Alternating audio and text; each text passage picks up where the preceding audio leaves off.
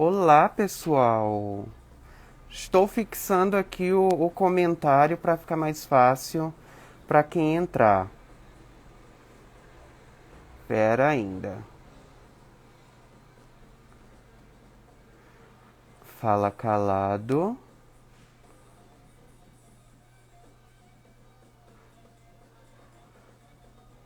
Moda e política. Publicar, deixa eu ver.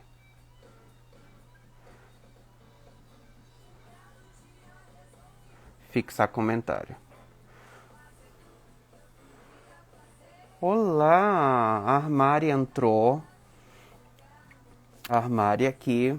As meninas já toparam fazer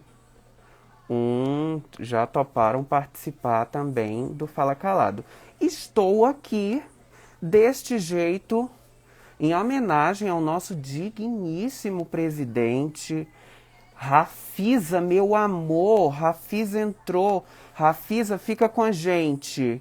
Olha aqui, Rafisa, em nossa homenagem. Em homenagem também ao nosso presidente, que é o que é mestre em soltar pipa no ventilador, uma pessoa capaz, capacitada, né? Assim, uma pessoa de uma suma importância pra gente. Né? Hoje a gente vai falar sobre moda e política. Mas antes, Yara entrou. Yara, vou já chamar Yara. Mas antes, bem viadinho, né? Já que máscara é coisa de viado, eu fiz um laço, vários laços em tafetá, com minha estampinha de chita. Não sei se tá dando pra ouvir. Dá pra ouvir direito? Porque também é um processo a gente se acostumar com isso aqui, né? Mas eu tô bem viadinho em homenagem ao nosso presidente. Bem viadinho. Vou chamar a Yara. Pera ainda, vou chamar a Yara.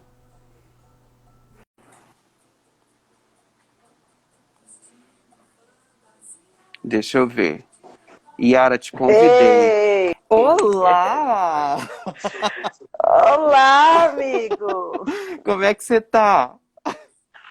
Ô, joia, hoje eu tô meio debreada da coluna. Tirei aqui Debreada, gente. o colar cervical para conversar com você. Bom, eu vou tirar. Tô esperando o pessoal entrar para mostrar, né, aqui a nossa homenagem, né? Assim, já que máscara é coisa de viado, tô eu aqui, né, minha filha?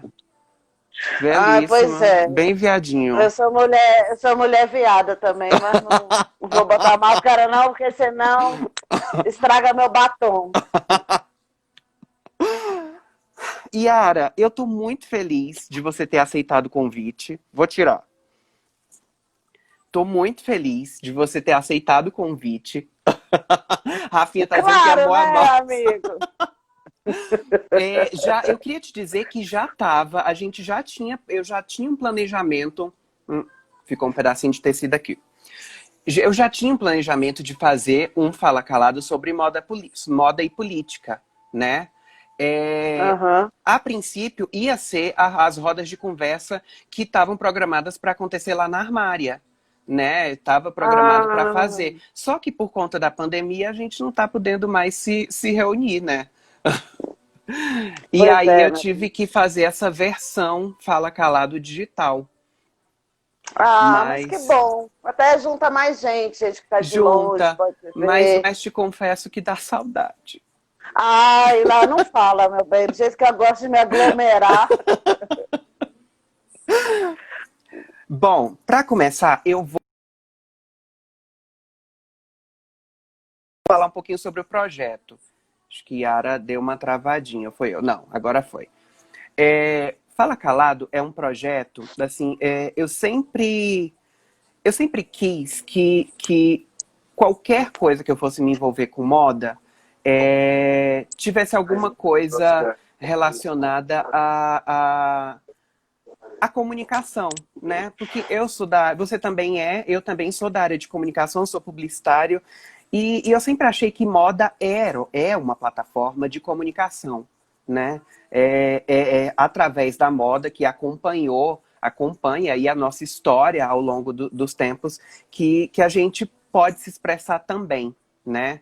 E eu acho que a nossa conversa de hoje, ela vai muito passear por isso, né? De como a moda, ela tem nos acompanhado, né? Em termos de política mesmo, sabe? E então, o Fala Calado, ele é isso. Ele é um projeto que, a princípio, seria uma roda de conversa, mas por conta da pandemia, a gente está fazendo tudo digital. Então, a ideia é que a gente sempre traga pessoas, né, que para debater sobre determinados temas. A gente fez dia primeiro, e a ideia é que seja quinzenal. A gente fez dia primeiro com a Cris Corsino sobre comportamento de consumo, né?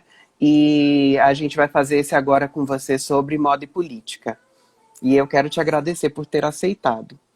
Eu que agradeço o convite. O que você não me pede que eu não faço? Bom, eu te conheci através do Fashion Revolution, né? E aí fiquei apaixonado por todo, assim, por todo. Eu já tinha ouvido falar do projeto, né, do Fashion Revolution, e eu sempre tive vontade, né? Mas a gente sempre acha que o que a gente faz não. Ai, será que o que eu faço tem a ver com Fashion Revolution, né? E eu acho que só em a gente estar falando sobre, por exemplo, roupa e gênero, né? Eu acho que já é um ato político, a gente já está se posicionando de alguma forma. E aí eu te conheci, daquele Fashion Revolution que eu fui com minha mãe, fiquei mais apaixonado ainda por você. E eu falei, gente, que mulher maravilhosa. E agora eu quero que você se apresente pro pessoal que está com a gente, que está assistindo. Quem é a Yara Então, Vidal? boa pergunta, nem eu sei direito. Mas, enfim, eu sou brasiliense, mãe de 3 filhos maravilhosos, tenho 46 anos, sou jornalista que atua com hard news, né? Com política, economia, mas eu sempre gostei muito de moda. E aí a moda entrou na minha vida também pelo Fashion Revolution, e desde 2018 eu sou representante, e como eu não sou da área da moda, não sou designer, a única coisa que eu produzo é treta e polêmica,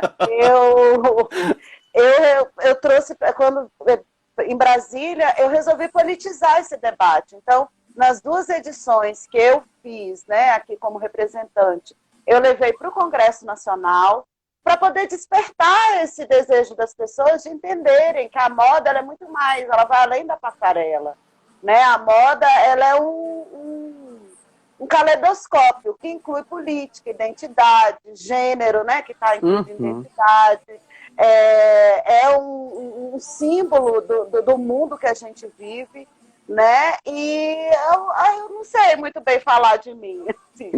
Mas é isso, eu sou uma militante, eu faço pelo coração, eu acredito que eu possa contribuir com a reflexão das pessoas, para que elas, pelo menos, parem para pensar na maneira como elas consomem. Não tenho a pretensão de mudar a vida de ninguém, nem de determinar como as pessoas devem ou não viver. Mas eu gosto de plantar a sementinha, né, da reflexão, porque eu acredito que o consumo é um ato político. Sim, sim. E você estava falando que você não é designer, né? Mas eu acho que a moda ela vai muito além do design, né? Eu acho que o design, que é, por exemplo, o meu trabalho, ele é lá quase uma pontinha do iceberg. Tem tanta coisa antes, né, Yara? Vem tanta coisa antes. E eu acho que não poderia... Aqui em Brasília, que é assim, o centro, né, onde tudo acontece, eu acho que você trazer esse debate político com moda, relacionando moda para uma cidade como Brasília, acho que tem tudo a ver com o Fashion Revolution, né? Eu também acho. E Concordo. eu fiz uma perguntinha aqui e tô com uma colinha, porque eu não tenho muita experiência com live ainda, mas a gente vai pegando o ritmo. O que eu queria te perguntar é o que é o movimento Fashion Revolution? E qual a Então, importância dele da gente trazer essa conjuntura política para um cenário dentro de Brasília? Fashion Revolution é um movimento que propõe uma pergunta simples, mas que demanda reflexões muito complexas. Quem fez minhas roupas? Ele foi deflagrado depois de um acidente criminoso em Dhaka, Bangladesh, em 2014. Um prédio desabou, mais de 1.000 pessoas morreram, outras 2.500 ficaram feridas. E durante o socorro e o resgate dos corpos, as pessoas que estavam ali, elas localizaram etiquetas de várias marcas famosas no mundo inteiro. Né? E aí isso acendeu um sinal de alerta de, opa, peraí, quer dizer que as pessoas não têm nenhum controle dessa cadeia de produção? E aí daí surgiu o movimento Fashion Revolution, que foi criado em Londres, né? A Ursula de Castro é uma designer de moda militante, que já militava no Fair Trade, ela é a coordenadora mundial, e chegou ao Brasil logo no ano seguinte, salvo engano, eu entrei em 2017, e hoje a gente trabalha com 3 pilares, de mudanças culturais, mudanças políticas e mudanças comportamentais. Ou seja, a gente precisa de fazer diferente, mas a gente precisa de políticas públicas para essa mudança e a gente precisa que o consumidor faça adesão a essas mudanças, porque a moda ela está num contexto social, político, econômico. Tem até uma frase que eu adorei, durante o Fashion Revolution esse ano, que também foi todo online, eu tive o privilégio e a honra de entrevistar o Ailton Krenak, que é exatamente um líder indígena incrível, um ambientalista, e ele fez uma provocação, que a gente se refere muito à moda, o mundo da moda. Aí ele perguntou, vem cá, se acabar o mundo da moda, cabe todo mundo no mundo da moda? O que é o mundo da moda? Tirando praia de nudismo, ninguém anda pelado. Então, é um debate que diz respeito a todos nós nos vestimos. Então, e você colocar o viés político desse debate é muito importante. Como foi feito, por exemplo, com a alimentação, como é feito em vários temas importantes. Porque é a maneira de você exercitar a democracia participativa. E eu acredito muito na participação das pessoas para construir um mundo mais justo, mais solidário. E a moda, ela pode ser um motor de mudança, um motor da revolução. Você sabe que eu sou uma revolucionária. Né? Eu acho que as coisas têm que mudar o jeito que ela é feita e o jeito que as coisas são feitas. Eu acho também que a gente se contenta muito com as maquiagens que o mercado faz. Sabe? As coisas continuam iguais, mas aí você dá uma...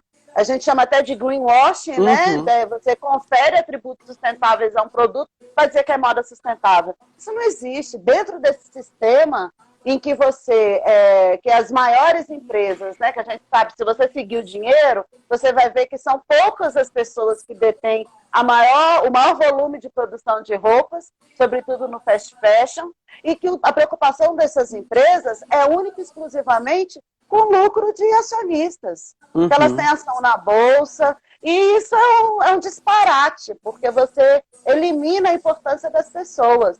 E eu, no meu caso, o meu olhar para a moda é o meu olhar para as pessoas, meu olhar para a qualidade do trabalho, de vida de trabalhadores e trabalhadoras, desde o cultivo da fibra até o descarte. Né? Essa a minha proposta, de juntar a moda com política. E assim, durante muito tempo, e era uma coisa que me incomodava muito, porque eu também não era da moda. Eu era da comunicação, trabalhava com publicidade, meio que não tinha nada a ver. Eu acabei entrando assim, trabalhando com produção de moda, e foi muito assim de supetão. Eu caí e fui, sabe, para esse meio. E uma coisa que sempre me incomodou é que era uma comunidade, digamos, muito, talvez, segregacionista. Onde poucas pessoas... dava a impressão, estilistas, celebridades que tinham pouco, né, assim, pouco acesso, era uma moda, eram roupas feitas, que dava a impressão que pouquíssimas pessoas tinham acesso, né, para pouquíssimas pessoas terem acesso. E quando a gente fala, por exemplo, de um mercado de luxo, né, você tem o desejo, mas você não tem o poder para comprar, né? Então fica, você às vezes contenta com chaveirinho, com, né, ali o que você pode. Muito elitizado, Rafinha tá dizendo, muito elitizado. Exatamente. E quando eu entrei para a faculdade de moda, que formei pelo IESB, isso era uma coisa que me incomodava muito. Eu não conhecia os estilistas, os principais estilistas, mas eu sabia que eu queria fazer alguma coisa com aquele, digamos, poder que estavam me dando, né? De ser um designer de moda. E eu sempre acreditei na moda como uma plataforma de comunicação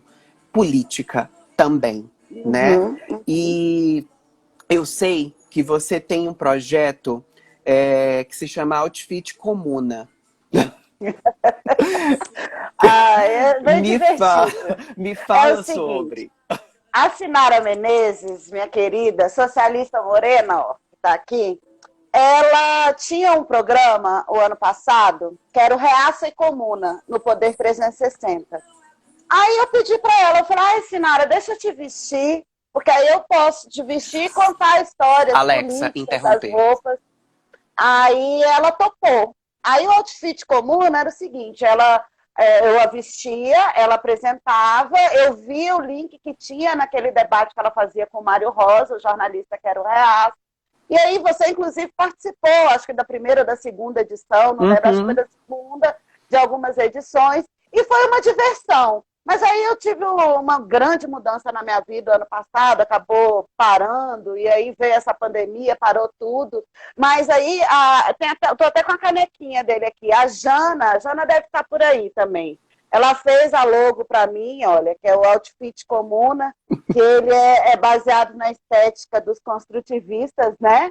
Russo, que é uma escola que eu gosto muito de estilo. E é meio que uma brincadeira que eu acabei adotando, porque como eu sou comunista mesmo, aí quando eu me visto eu digo que é o Outfit Comuna. E era também uma piada em relação a um vídeo que meus filhos me mostraram e que eu fiquei muito chocada. Eu já Há ia uns te 3 falar. anos, que era o outfit. Quanto vale meu outfit? Eu quase vomitei vendo aquilo. Assim. Era assim, o que eu ganhava, em 3 meses a menina gastava numa calça jeans. E aquilo revela muito a nossa desigualdade, né? Uhum. É engraçado porque é ridículo, mas ao mesmo tempo é muito triste. Você imaginar que num país como o Brasil, né, o 7º país mais desigual do mundo, tem gente que acha legal dizer, eu tenho vergonha de dizer que eu visto uma calça que vale 3 vezes o salário de um trabalhador. Eu, particularmente, teria. Uhum. Mas, enfim, a gente vive tempos tão estranhos, né? E o Outfit Comuna foi justamente uma crítica bem-humorada a esse povo sem noção, que acha que o que você veste é o que você é. E eu acho que é o O contrário. contrário. Você é o que você veste. Né? Então, o Outfit Comuna é disso. Que Fala sobre isso. é aquela história também que durante muito tempo a moda trouxe aquela falsa sensação de que a gente tinha que se adaptar às roupas, né? Ah, mas eu Tipo, passo por isso a até minha hoje, meu forma bem. é essa, se você quiser vestir a minha roupa, você vai ter que moldar seu corpo para você entrar na minha Exatamente. roupa, Gente, né? é comprar sutiã. Eu tenho crise de ansiedade quando eu preciso comprar sutiã. Crise de ansiedade, porque eu não me adapto ao padrão. Aliás, graças a Deus, eu não estou dentro de nenhum padrão. Mas o que é o padrão? Né? Não é Ah, pois mesmo? é. O meu não é, eu não sou. A gente Mas tá falando. até hoje eu peno. A gente está falando de Fashion Revolution, né? Eu estou vendo aqui, Vitória, que é quem produz as peças da Calado, tá aqui na nossa live. Né? Ah, É uma facção de costura de Planaltina de Goiás, Yara. Eles quem você já produzem me mostrou. todas as peças e eu, a alta costura. Eles fazem as peças da Armária também, fizeram algumas peças para a Armária. E eu acho que o Fashion Revolution traz isso também, né? Da gente valorizar os produtores locais, né? O comércio local. Quando eu assumi o Fashion Revolution, uma das coisas que eu bati o pé é que eu queria descentralizar as atividades. Porque quando eu comecei, tudo era aqui no plano. Aí eu ficava pensando, eu falei, poxa, mas como é que uma pessoa que estuda lá no IFB tem grana para pagar uma passagem tão cara para ir e voltar, a maioria mulher? Eu falei, não, gente, vamos para lá. Aí, no primeiro ano, eu realizei mais de 30 atividades. A gente fez em Ceilândia, aí consegui a parceria do IFB, do Senai, do SESI, sabe, para levar para essas pessoas. Porque, sinceramente, o meu xodó da cadeia produtiva da moda são as costureiras. Você sabe disso. Uhum. Eu não dou muita trela para estilista, não, porque eu acho que E, você já tem plataforma suficiente para uhum. se E vamos promover. combinar?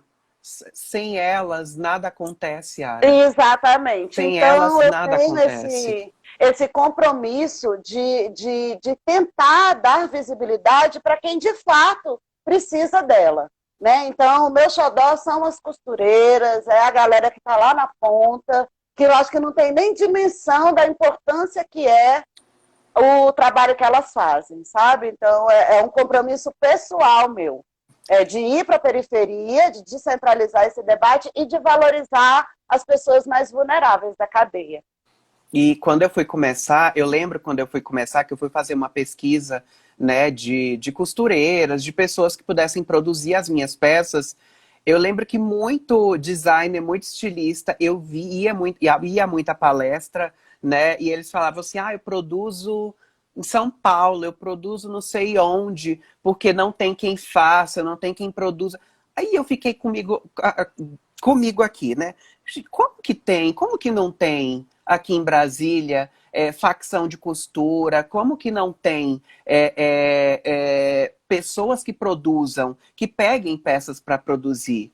Né? Porque em si eu já conhecia muitas costureiras, algumas, né? E aí eu fui atrás de professores, pedi indicação de facção de costura, de pessoas que produzissem peças aqui em Brasília. E aí foi quando a Thaís, que é uma professora minha do IESB, Foi minha ela me professora, eu indicou, foi fiz um também, semestre no IESB, né? me Ela foi. indicou, me indicou a Vitória, né, que tem é uma facção de costura familiar, toda a família trabalha ali o marido corta as peças, né, assim maravilhoso o trabalho deles, não tenho do que Tem me que queixar. valorizar mesmo, a gente tem que valorizar, sabe por quê? São pessoas, é o fruto desse neoliberalismo desenfreado, que a gente simplesmente pulverizou direitos sociais, direitos previdenciários, direitos trabalhistas. Então, essas pessoas, elas têm que, muitas vezes, vender o almoço para comprar a janta. Então, eu bato sempre nessa tecla, valoriza o pequeno, valoriza aquele que você está fomentando uma cadeia que está ali perto de você, uma cadeia de valor. É isso, é isso. Ontem, eu vi que tem muita gente aqui. Tem Rafinha, tem o Júlio, tem o Akihito. Rafisa entrou, disse que quando você falou que era treteira, ela falou, ih, já é treteira, eu já gostei. As meninas da Armária, Pense Ateliê, enfim, gente, se vocês quiserem mandar pergunta, tem uma caixinha de pergunta aqui. Se der tempo, nos 10 minutos finais, a gente vai ler as perguntas, tá? Ontem, eu soube, na live que você fez ontem, que você está escrevendo um livro sobre moda e política.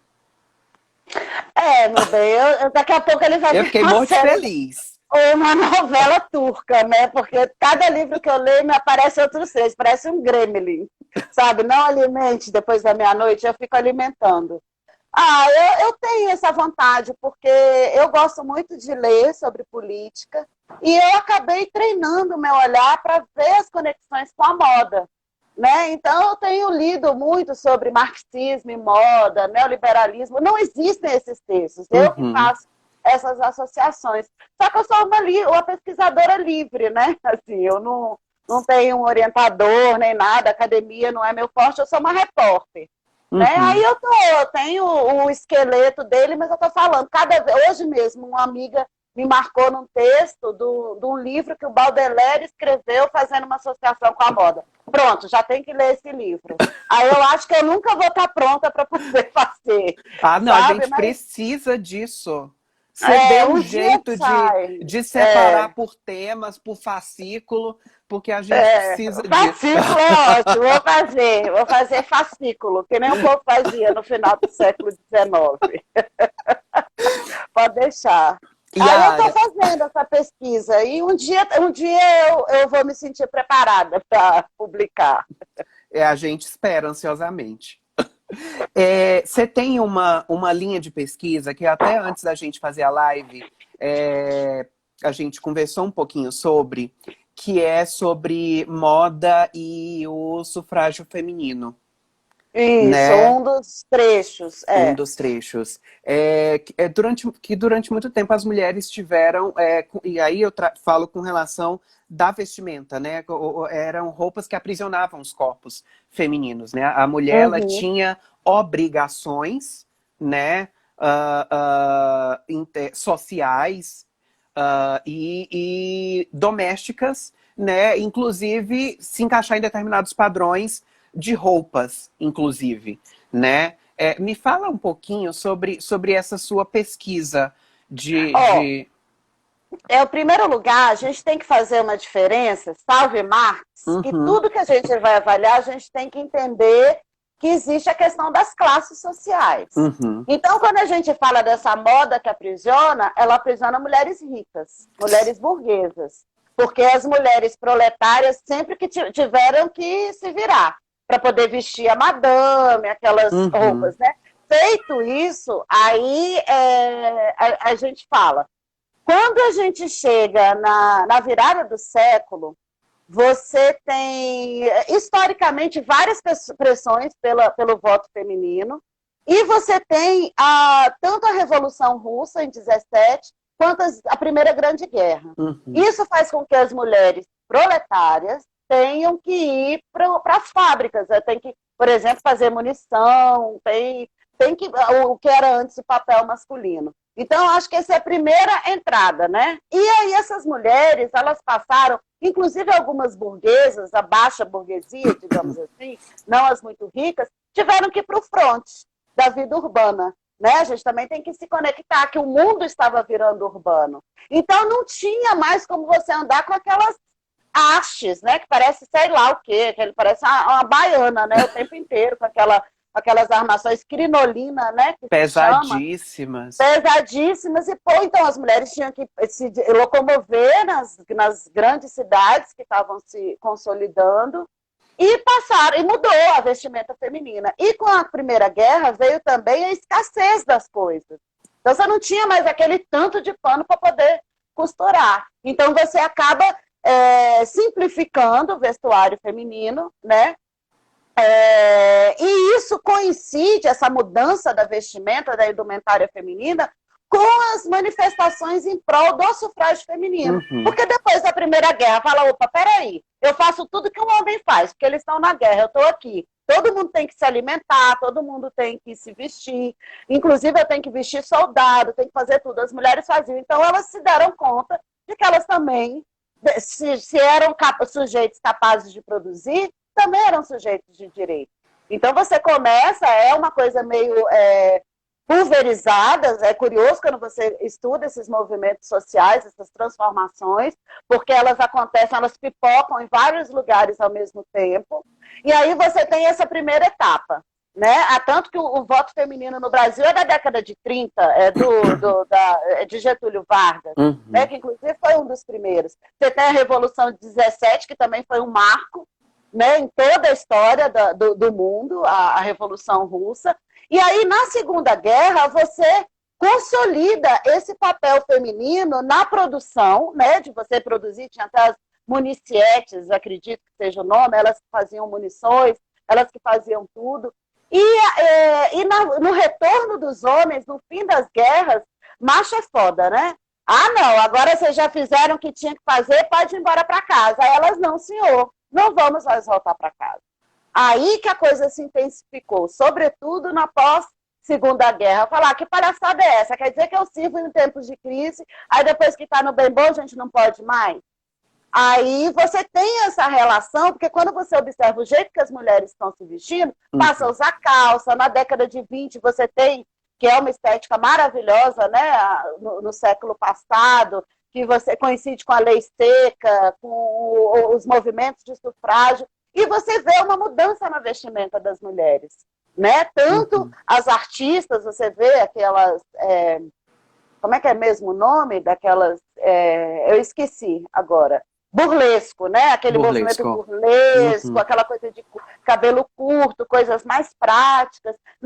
E depois da Segunda Guerra, idem, que culmina, né, com a década de 60, com a liberação sexual, é um crescente. E você vai vendo, se você observa a vestimenta das mulheres ao longo do século XX, você consegue ver essas mudanças do papel social da mulher mesmo. Uhum. E você falou uma coisa que eu acho que está muito ligado com aquilo que a gente falou lá no comecinho, de que dessas diferenças sociais, né? As lutas, né, das mulheres, as mulheres de classes mais abastadas e as mulheres de classes mais ricas, eram lutas diferentes, né, Yara? Sempre são até hoje. São até E hoje. não só, você vê aqui no Brasil, você tem uma interseccionalidade no feminismo, né? Por exemplo, a minha luta no feminismo é o feminismo das pretas. Não vou dizer que eu não preciso do feminismo, Uhum, mas a ponta, a que mais sofre, é a mulher preta periférica. Então, o meu feminismo é para elas. Então uhum, eu até fico calada. Eu ouço muito, aprendo muito com elas, uhum. porque são realidades distintas. Isso é uma característica do feminismo. E quando a gente traz para a moda, ela também existe. Porque uma coisa é você discutir se seu jeans é ou não sustentável. Outra é, por exemplo, quando você vai discutir, eu vejo muito rico criticando, por exemplo, o outfit das meninas do funk, que eu acho de uma arrogância fora do comum. Sabe? Você não sabe qual é aquela realidade, aquilo é uma expressão cultural Uhum. delas, entendeu? E eu acho que não é para eu dar meu pitaco, cada um se Aham. veste do jeito que bem entende, né? Importa, Então é. a gente tem que observar essa questão. Tudo nesse mundo, eu acredito que seja luta de classes. Se a gente vê o tanto de mulher machista que tem, é Uhum. tudo rica, meu bem, que mulher pobre não sabe nem o que é isso, sabe? Porque tem que sobreviver. E a gente estava falando de consciência, e aí quando a gente traz para a comunidade LGBT, por exemplo, se é uma mulher preta, um corpo preto trans, é ainda mais, a luta ela é ainda Nossa, mais difícil, né? exatamente, Ainda é mais difícil. É, exatamente. e, ai, socorro. Mudando um pouquinho, Yara, Hum. de época, mas ainda trazendo essa questão das lutas femininas à tona, né? Que é uma história recente, né, da nossa história, a gente teve Jânio Quadros, quando Jânio Quadros proibiu o uso do O biquíni, biquíni. né? O uso do Uhum. biquíni, né? E a gente não Uhum. tem como não associar isso a uma relação política, né? Que foi quando hoje a gente está, talvez, eu imagino que estejamos revivendo tempos conservadores que há tempos atrás o país já viveu, mas a gente teve trazendo para essa história do vestuário quando o Jânio Quadros proibiu o uso do biquíni nas praias. Inclusive, tinha Uhum. até, eu dando uma pesquisada, tinham fiscais nas praias, né, ali fiscalizando as roupas das mulheres, porque os biquínis tinham que ter umas cortininhas para cobrir e não podia mostrar muita coisa, né? Que preguiça, né, amiga? Ai, meu Deus do Né? céu, como o povo gasta energia com coisa que não vale Gente, a pena. sociedade Sobre conservadora é isso, muito triste, né? tem uma coisa que eu não sei se você já viu, Dom Helder Câmara, arcebispo em Recife, perguntado sobre essa questão do biquíni, ou não, mentira, era do topless. Aí perguntaram, o que, que o senhor acha? Então ele falou, olha, meu filho, eu não estou preocupado com quem tem roupa e quer tirar, eu estou preocupada quem não tem comida para comer. Sabe? E eu acho que é isso. Pô, que mania do povo ficar sendo fiscal da vida dos outros. Ai, que coisa chata. Mas eu concordo com você. A gente está vivendo, revivendo aqueles tempos de Jânio. E pior, os tempos de Jango, que ele era o vice, ele que assumiu, inclusive estou lendo o livro, a biografia da Maria Tereza, que é um ícone da moda, a primeira-dama, né, Maria Tereza Goulart, que fala muito sobre esse período, sabe, da moda. E eu acho que a história é feita assim, de avanços e recuos. Eu não imaginei que em pleno 2020 a gente ia recuar para um buraco tão fundo, que a gente fosse entrar num bueiro. Mas, enfim. Me dá até arrepio. Aí. E cada vez que a gente imagina que não tem mais para onde cair, a gente tem mais um buraco, tem mais uma pazinha de terra. É uma retroescavadeira, meu amor. Fascista, assim, ela vai, é impressionante, parece um tatu. Nossa, só com muito Rivotril. Eu aqui todo dia. Ainda nessa história do biquíni, Yara, eu pesquisei muito essa semana. Porque tinham coisas que realmente, assim, eu não sabia. Por exemplo, tem uma história que eu não sabia, eu andei pesquisando. Essa do Jânio Quadros ter proibido o biquíni, eu sabia. Mas, por exemplo, eu dando uma pesquisada, eu vi que teve uma atriz na década de 60, ali de 60, 70, que foi a Leila Diniz, né? Amores, muita gente. Aí fui ver, fui ler, fiquei apaixonado, entrei mais ainda. E aí eu me coloco como você, porque você disse que está escrevendo o livro, vai pesquisando e entra e vai embora. E eu fui embora, ia dormir 3 horas da manhã e não conseguia parar, acordava 9 e continuava pesquisando. Gente, que maravilha! E tem uma foto muito famosa, deixa eu ver se eu acho, que eu salvei. Dela de biquíni, né? De biquíni, ele com barrigão. Com o barrigão, que chocou a sociedade brasileira. Essa foto saiu a Sociedade Conservadora Brasileira, saiu em alguns jornais da época, né? Leila era, assim, eu nem gosto de falar que era à frente do seu tempo, porque parece que a gente está vivendo o que é pra gente... tá vivendo algo errado. E eu acho que... Não vou saber me colocar. Mas eu não acho que a gente tinha que passar por essas fases obscuras e conservadoras. Sabe? Isso assim, me dá náusea, me dá angústia. E vendo... Mas faz parte. É assim, a história é assim, ela é feita de avanços e recursos. O ser humano é assim. A gente é desse jeito. Cabe a gente resistir, lutar e não aceitar nenhum direito a menos, sabe? Tem que estar na luta, é isso, a luta não para. Você imagina ser mulher, cara, ser feminista? Até hoje a gente lutando pelas mesmas coisas, mano. Desde sempre, as mesmas coisas. Cansa, velho. Mas a gente tem que persistir. E Leila Diniz é um símbolo disso, de resistência, de bom humor, de sarcasmo, porque ela deu uma banana para esses conservadores, entendeu? Porque até hoje a gente, como mulher, ainda tem que lutar pelo direito de sermos o que somos. O Estado toma conta do meu corpo, cara. Eles antes diziam se eu podia ou não usar biquíni, hoje em dia eles continuam dizendo o que eu posso ou não posso fazer. Né? Então, isso eu considero muito angustiante mesmo, mas a gente tem que ir. E olha como a moda é importante. Uma mulher que com um biquíni conseguiu... Eu tenho pena de uma pessoa que se incomoda com o que a outra pessoa faz com o corpo dela. Mas fazer o quê, né? Alma cebosa é uma coisa para a qual não tem cura. Então, entrega para Deus e vamos em frente. Vamos usar biquíni, usar saia... e usar a moda como plataforma de expressão e resistência.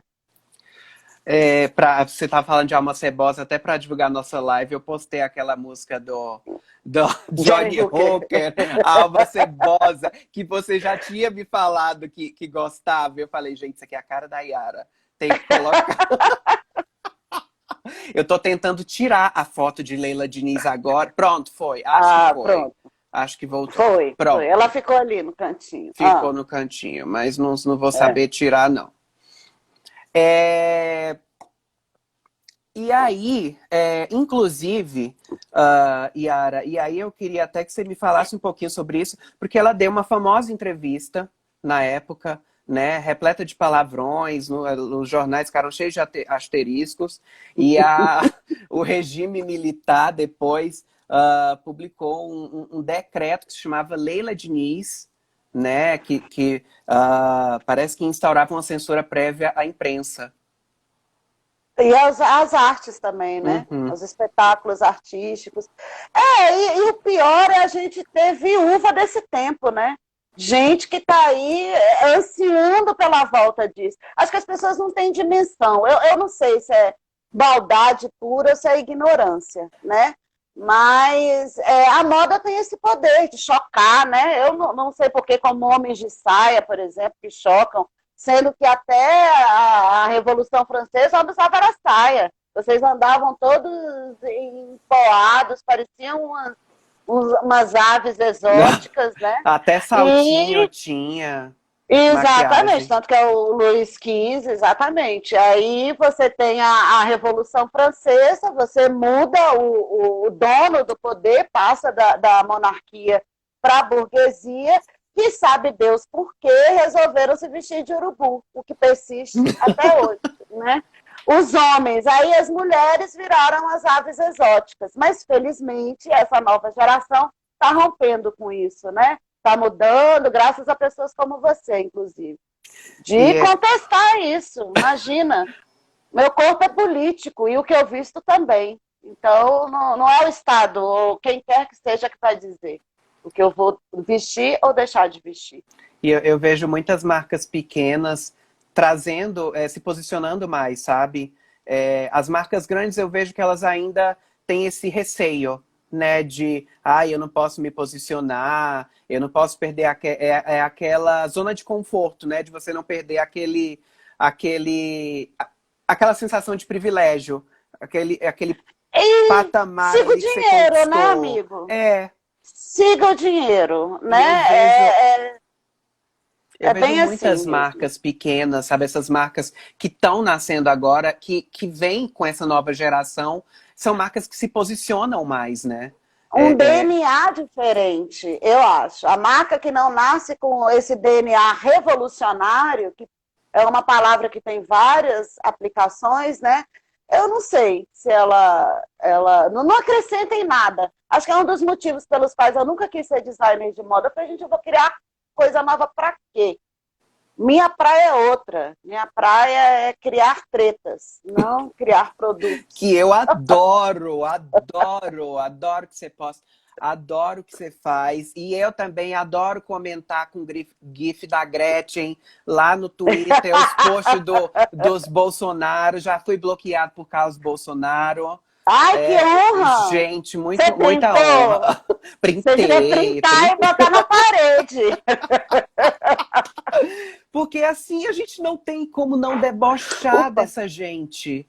Não tem como, é, não tem como a gente vai não enlouquecer tem. se a gente entrar na pilha, né? A Bom, gente isso enlouquece. esse gostinho eu não dou para eles, porque eu já sou louca há muito tempo, então me enlouquecer eles não vão. Falando de marcas que se posicionam, de estilistas, Hum. designers, vamos falar de Zuzu? Zuzu Angel? Aqui ela. Você me falou que tinha.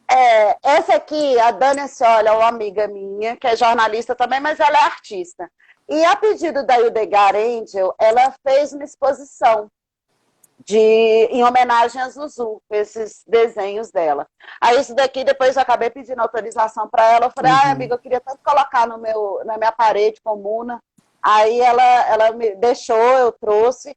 E eu tenho também um vestido que ela usou na cenografia, o tecido, que é até o que você usou na divulgação da nossa live, aquela foto maravilhosa que eu estou, que não é um vestido, foi cenário dessa exposição de Zuzu Angel. Né? E eu fiquei muito impactada quando eu conheci a história de Zuzu. Né? Até porque, por gostar tanto de política, né? Uhum. E você vê o tanto que a moda tem força. Porque ela foi, né, a Nova York denunciar a tortura do regime militar e fez isso por meio de roupas. Ela fez isso na passarela, que é uma coisa que, por exemplo, eu acho que quem herdou isso dela foi o Ronaldo Fraga, que é outro que eu adoro, Amo, que amo. ele tem ele pensa como a gente, né? A moda é uma plataforma de comunicação. E é uma forma de você comunicar desigualdades, comunicar. E por meio da beleza, né? Uhum. Quem gosta? Eu não gosto de coisa feia, eu gosto de coisa bonita. Todo mundo gosta de coisa bonita, né? E eu fico muito emocionada com a história de Zuzu, sabe? Até pela questão da maternidade, né? Você se colocar, você ter empatia, eu não consigo nem imaginar a dor que essa mulher passou, de não poder nem enterrar o corpo do próprio filho, né? Agora, há pouco que foi reconhecida a morte dela como assassinato, né, pelo Uhum. Estado Vítima. brasileiro, que exatamente, foi vítima de um assassinato. Eu até comecei a ver ontem, mas não dei conta, Uhum. dormi o documentário. O documentário não, o filme que você sugeriu. Depois que eu terminar minhas tarefas do dia, eu quero até Aham. voltar para ver com Patrícia.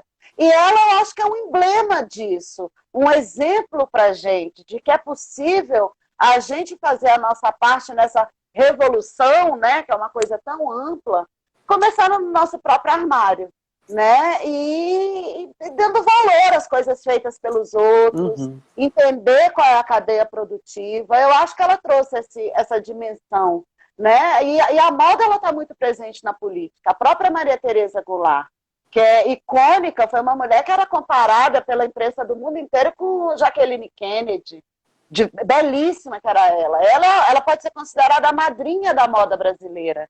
Graças a ela, a gente perdeu um pouco esse complexo de vira-lata, porque até então a elite só comprava em Paris, né? E começou a consumir, que é o Denner, o estilista, que é um marco, né?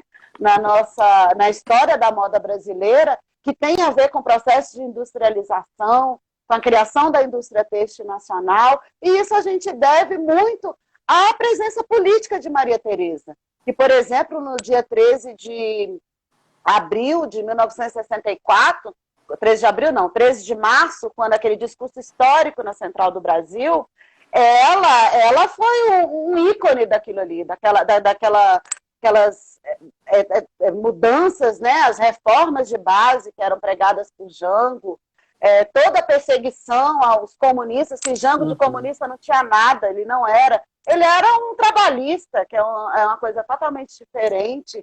Ela, super católica, né? Ela ficava muito assustada com essa associação do comunismo, e ela ajudou muito a suavizar a imagem do governo, embora é impossível lutar contra o imperialismo americano, naquela época da Guerra Uhum. Fria, né?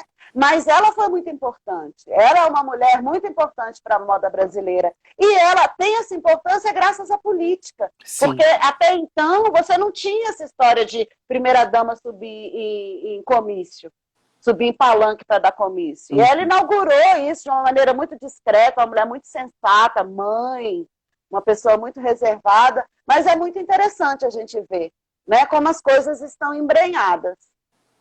A Cris está falando aqui que a Astrid Fontinelli tem um quadro no canal dela que chama Mulheres Admiráveis. E aí ela fala de várias mulheres da história do Brasil, né? Conta essas histórias, né? E aí ela já falou de Zuzu, eu vi da Leila Diniz, não vou lembrar agora, mas eu acho que vale a pena a gente, depois quem quiser dar uma olhada lá no quadro da Astrid, ver Ah, essas eu vou ver. histórias dessas mulheres. Eu Ah, sou apaixonada por histórias de mulheres, porque nós fomos tão escondidas ao longo da história, e, né, que é uma coisa que eu acho que é só da segunda metade do século XX para cá que parece que é quando a gente de fato virou sujeito de direito, né? uhum, E a gente tem vários exemplos disso, vários, pela história fora, de mulheres que foram importantes. Maria Quitéria, por exemplo, uma revolucionária baiana, né, que pegou em armas e foi onde começou a independência brasileira, foi na Bahia, E né, e e era uma são mulher. mulheres, Yara, que a gente não ouve falar na nossa história. Na história, são mulheres que tiveram suas histórias apagadas, né? Completamente. E Isso. se é uma mulher preta, ainda mais. Você não Aqui, ó, ouve falar. Dandara. Dandara. Dandara é outra que até hoje acabou virando uma lenda, né? Porque não se sabe se existiu ou não, mas eu acho que lendas, mitos, eles nos estimulam, sabe? Eles nos Uhum. inspiram. E ela é uma das que eu admiro muito, sabe? Eu tenho comigo essa coisa de tentar resgatar a história das mulheres, assim, e a moda te ajuda nisso, Uhum. né? Porque, infelizmente, até hoje, você nunca viu uma atriz sendo... Peraí que meu filho está me dando um recado Tá. aqui. Ó, meus filhos, meu filho que é o... Vem aqui, Arthur, dá um alô aqui, ó. Ele não quer, que ele tá todo bagunçado. Ele está me dizendo que as mulheres que trabalhavam nas docas, que coordenaram a invasão da Bastilha, e Uhum. que elas que começaram a Revolução Francesa, né? A Revolução, agora você vê em várias etapas da história, costureiras botando fogo no parquinho, né? Quando ali a gente tem a segunda etapa da Revolução Uhum. Industrial, né? Lutando por mais direitos. Você tem na Espanha, você tem nos Estados Unidos, que até hoje é o Dia Internacional da Mulher, né? Um dia de luta que relembra essas mulheres que vieram antes da gente, né? E que eu admiro muito. Eu tenho muita gratidão por todas elas. Uhum. Mas, Yara, você acha que... Eu tô de olho no tempo aqui, porque acho que com 1 hora ele encerra, né? Ele Eu encerra. não sei. Eu Eu acho que sou. é. Mas ele avisa que ele faz uma contagem regressiva. Você acha que a gente é mal resolvido com a nossa história, né? Quando, por exemplo, eu pego, aí vou trazer para o meu clube. Quando a gente vai falar de movimento LGBT, por exemplo, a gente sempre tem referências do que é de fora. Claro que foram muito importantes. Pessoas foram muito importantes, como a Marsha P. Johnson, né? Mas a gente não conhece a nossa história, ou a nossa história ela é simplesmente apagada, né? A gente não tem um conhecimento claro de quem foram essas pessoas, né, que fizeram a Olha, nossa história acontecer. tem um movimento que chama decolonização, né? Que, na verdade, a gente tem uma narrativa muito eurocêntrica, né? Uhum, De colonizados. Inclusive, é uma das minhas observações no Fashion Revolution. Eu falo, olha, o problema da Europa pode ser o fast fashion, mas o problema do Brasil é trabalho escravo. Aqui a nossa realidade é outra. E a gente vê um processo de resgate dessa narrativa latino-americana acontecendo de uma forma muito consistente, sobretudo nas academias, desde a década de 90. uhum. Então, isso tem mudado. E acho que também já tem chegado à grande massa, sabe? Você vê aí agora a celebração, você conhecendo, tendo a oportunidade de conhecer pensadores negros, Uhum. mulheres escritoras negras, né? E eu acredito que, a despeito de todo esse obscurantismo que a gente tem vivido, é um caminho sem volta, né? E a moda ajuda a gente também nessa construção de uma narrativa própria, que a gente pode observar lá com a própria Maria Tereza, né, optando por usar um estilista brasileiro, e você vê num crescente de valorização da música, da cultura, Glauber Rocha, né, naquele mesmo período ali tão rico, que foi interrompido por uma ditadura, mas que a gente persistiu, lutou, seguiu e estamos aqui, até hoje, lutando de novo contra os mesmos urubus. Mas vamos que vamos. E vamos usar bastante saia, bastante cor-de-rosa, para poder Bastante desconstruir essa brilho. narrativa. Exatamente. Paetê, purpurina e raio laser. A gente está chegando aqui quase já nos 5 minutos finais e passou muito rápido. Minha mão tá gelada. Por quê? Menina, não sei, eu fico nervoso. Ah, que Fico. bobagem. E eu não queria deixar de falar da necropolítica. É um É, conceito de fala. um filósofo que ele é camaronês, a William Bembe. Eu não sei nunca falar o nome dele direito. Que é o seguinte, o neoliberalismo, ele se utiliza da necropolítica, que é o seguinte, você não dar valor ao ser humano. Uhum, Né? O ser humano, sobretudo os pobres, eles são descartáveis. Então a gente vê a necropolítica nas favelas, né? Quando você vê um policial pisando no pescoço de uma mulher negra, e você vê também nas facções que fazem as roupas de muitas das marcas, vou citar um exemplo, o Toritama, em Pernambuco.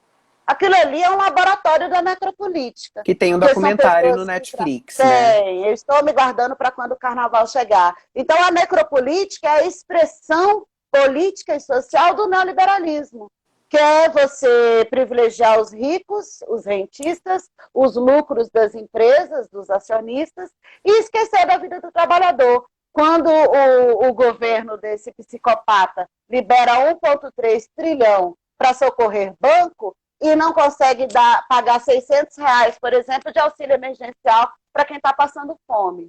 E aí Fazendo com que as pessoas tenham que ir para a rua, porque elas precisam comer. Então, isso é a necropolítica. A necropolítica, ela se cruza na moda a partir do momento em que ela estimula essa cadeia produtiva que não dá valor às pessoas, que não dá valor a quem cultiva o nosso algodão, que entope de agrotóxico nossos solos, que polui os nossos rios. Então, a expressão da necropolítica é essa, é você não valorizar a vida. E a gente está vivendo, infelizmente, isso de uma maneira que eu nunca imaginei que a gente fosse viver. Nem eu. Eu separei 3 manchetes aqui de jornais. Uma delas é bem recente. A primeira foi logo que a ministra da Mulher, Família e Direitos Humanos assumiu, quando ela falou que o menino veste azul e menina veste rosa, que ela ia acabar com a ideologia de gênero, né? Eu queria saber o que é isso. Eu não sei o que é ideologia de gênero. Nunca conseguiram me explicar, porque isso não existe. Tá no kit mamadeira de piroca. Vem tudo junto. Kit gay, mamadeira de piroca e a ideologia de gênero. Eu prefiro acreditar em elfo, amigo. A outra, essa me chocou muito. A primeira eu levei assim na esportiva, porque maluca. A segunda, eu lembro que causou muita polêmica na época, foi em julho de 2019, quando saiu uma matéria sobre exploração infantil no Pará. E aí ela falou que a causa da exploração infantil era porque as meninas não usavam calcinhas. E aí o que ela sugeriu foi uma construção de uma fábrica de calcinhas lá no... Você lembra disso? Lembro, como que eu vou esquecer? Isso é uma tática fascista, de necropolítica, porque você pega uma questão complexa que envolve direitos, envolve identidade, proteção, né, aos menores, a meninas, políticas públicas, e resume a questão da calcinha. Não vou dizer que elas não precisam usar calcinha, não é isso. Mas eu acho de um mau caratismo, sabe? De um estelionato intelectual, você resumir uma questão tão complexa que envolve machismo estrutural, envolve pessoas que não têm o que comer, né? Porque a gente tem que... Não basta a gente chegar e falar não pode acontecer, a gente tem que entender os fenômenos sociais. E o fenômeno social da exploração infantil de crianças, de norte a sul do país, ela passa pela questão da desigualdade, da falta de distribuição de renda desse país, entendeu? E do desespero das pessoas. Né? E é isso que a necropolítica faz. Ela resume, ela simplifica questões complexas, usando o conservadorismo como se uma questão dessa fosse ser resolvida com calcinha. Antes fosse, eu adoraria que fosse só isso. Estava tudo resolvido, era só fazer calcinha para essas meninas. Mas a gente sabe que não é, porque isso demanda políticas públicas, isso demanda compromisso com direitos humanos, compromisso com o feminismo, que não é o contrário de machismo. Né? Isso Estamos demanda no 1 minuto final, Yara. Desculpa, só te interromper, então... que a gente está no 1 minuto final. Não, mas aí a gente já pode se despedir, né, amor? Vamos. Primeiro eu quero te agradecer. Tinha um monte de coisa, a gente conversou muito, mas é muita coisa para a gente falar. E eu queria deixar a palavra final com você, tá? Nos 30 segundos finais. Eu quero agradecer todo mundo que veio aqui no meio da tarde para ouvir a gente, né? Agradecer a loucura dos meus amigos que ficam me chamando. Não sei como é que vocês têm coragem de chamar Tenho muita, e vou chamar mais. Para poder ficar passando minha palavra aqui, né? A palavra de Marx. 10 segundos. A live vai ficar salva. Tá, beijo, Então tá beijo, bom. beijo. A live vai ficar salva, gente, tá bom? Obrigado, Yara. Obrigado mesmo. E eu quero outra. Beijo. Tá, beijo. Tchau.